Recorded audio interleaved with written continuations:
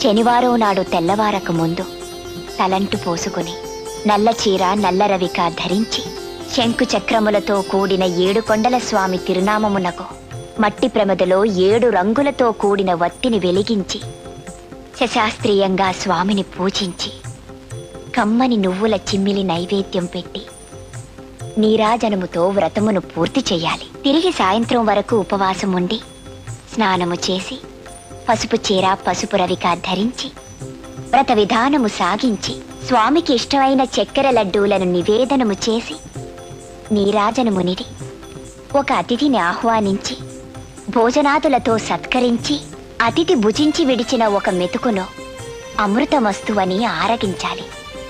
అప్పటికి ఆనాటి శనివార వ్రతం పూర్తవుతుంది.